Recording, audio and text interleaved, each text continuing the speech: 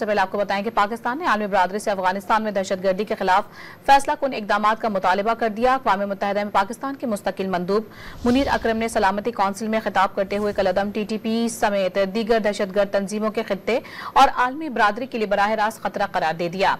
अफगान हुकूमत पर भी जोर दिया है कि वो दहशतगर्दाना सरगर्मियों के खिलाफ फैसला कुन इकदाम करें।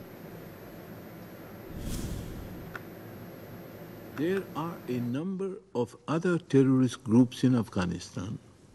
Al-Qaeda, the TTP, ETIM, IMU, all these groups against whom the Afghan interim government must take effective and sustained action, including in compliance with the several resolutions of the Security Council.